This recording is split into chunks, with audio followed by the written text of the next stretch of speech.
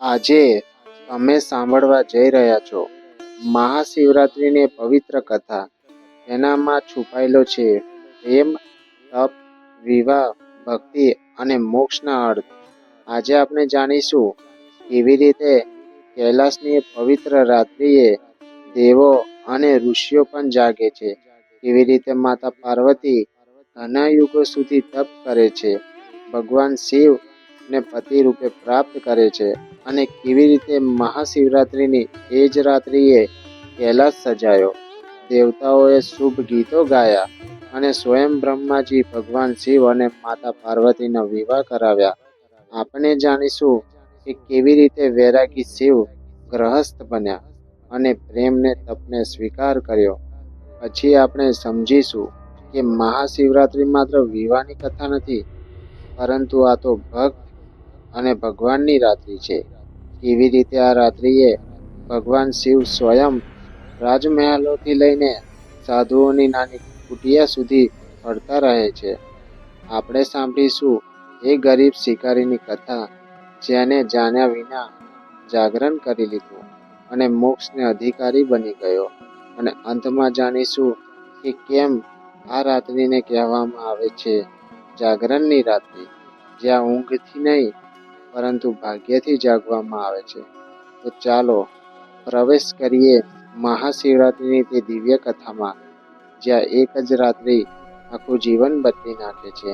તો હર હર મહાદેવ.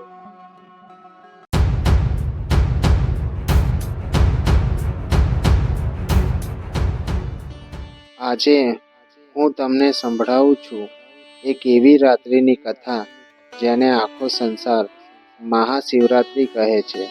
કહેવાય છે કે વર્ષના 365 રાત્રિઓમાં માત્ર એક જ એવી રાત્રિ હોય છે જ્યારે કૈલાસથી ભગવાન શિવ ધરતી તરફ નજર કરે છે.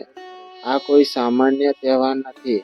આ એ રાત્રિ છે જ્યારે દેવો જાગે છે, ઋષિઓ જાગે છે અને ભગવાન શિવ પણ જાગે છે. એ દિવસે કૈલાસ પર એક અદ્ભુત શાંતિ છવાઈ જાય છે. ડમરૂનો અવાજ ધીમો થઈ જાય છે અને નંદી પણ મૌન થઈ જાય છે. અને માતા પાર્વતી આખા કૈલાસને ફૂલોથી સજાવી નાખે છે, કારણ કે આ જ રાત્રિ છે જ્યારે તેમણે ભગવાન શિવને પતિ રૂપે મેળવ્યા હતા. કથા કહે છે માતા પાર્વતી ઘણા યુગો સુધી તપ કર્યું, અન્ન છોડ્યું, જળ છોડ્યું અને ઊંઘ પણ ત્યાગી દીધી. દિવસ અને રાત માત્ર એક જ નામ, શિવ શિવ શિવ. બરફથી ઢંકેલા કૈલાસ પર ખુલ્લા પગે ઠંડા પવનની વચ્ચે તેમને એક જ વરદાન માંગ્યું, ભગવાન શિવ. અને અંતે મહાશિવરાત્રિની એ પવિત્ર રાત્રિએ ભગવાન શિવે તેમની તપસ્યા સ્વીકાર કરી. દેવતાઓએ કૈલાસ સજાયો અને ગંધર્વોએ શુભ ગીતો ગાયા અને અપ્સરા નૃત્ય કરવા લાગી અને સ્વયં બ્રહ્માજી વિવાહની વિધિ કરી. એ જ રાત્રિએ વૈરાગી શિવ ગ્રહસ્થ બન્યા અને માતા પાર્વતી ભગવાન શિવની અર્ધાંગિની બન્યા. કહેવાય છે કે ત્યારથી જ આ રાત્રિને વિવાહ અને જાગરણની રાત્રિ બની. પરંતુ મહાશિવરાત્રિ માત્ર વિવાહની કથા નથી, તો ભક્ત અને ભગવાનની રાત્રિ છે. આ રાત્રિએ ભગવાન શિવ સંસારના દરેક ખૂણે ફરતા રહે છે, મહેલોમાં પણ અને ઝૂંપડીઓમાં પણ, રાજાઓના દ્વાર પણ, સાધુઓની ઝૂંપડીમાં પણ. કહેવાય છે કે જે ભક્ત આ રાત્રિએ જાગે છે તે માત્ર શરીરથી નહીં પરંતુ મનથી પણ જાગે છે, કારણ કે આ રાત્રિ અંધકારમાંથી પ્રકાશની રાત્રિ છે અને બંધનમાંથી મુક્તિની રાત્રિ છે. એક જૂની કથા છે. ઘણા વર્ષો પહેલા એક ગરીબ શિકારી જંગલમાં શિકાર માટે ભટકી ગયો હતો. રાત ઘણી થઈ ગઈ, ભૂખ લાગી, તરસ લાગી અને ચારે બાજુ હિંસક પશુઓનો અવાજ આવવા લાગ્યો. ડરથી તે એક વૃક્ષ પર ચડી ગયો. નીચે અંધકારમાં તેને કંઈક ચમકતું દેખાયું. એ એક શિવલિંગ હતું. ડરના કારણે તે આખી રાત જાગતો રહ્યો. ઉપરથી પાંદડા તોડીને નીચે ફેંકતો રહ્યો. જાણ્યા વિના એ બીલીપત્ર શિવલિંગ પર પડતા રહ્યા. તેને ન વ્રતનું જ્ઞાન હતું, ન પૂજાનું, ન મંત્રનું, પરંતુ તેની આખી રાત જાગરણમાં વીતી ગઈ. સવાર થતાં જ તેનું જીવન પૂર્ણ થયું. યમદૂત તેને લેવા આવ્યા, પણ એ જ ક્ષણે નંદી દોડી આવ્યો અને ભગવાન શિવ પ્રગટ થયા. ભગવાન શિવ બોલ્યા, આ મારો ભક્ત છે. તેને અજાણ્યામાં પણ મહાશિવરાત્રિનું વ્રત કરી નાખ્યું અને એ ક્ષણે શિકારીને મોક્ષ મળ્યો.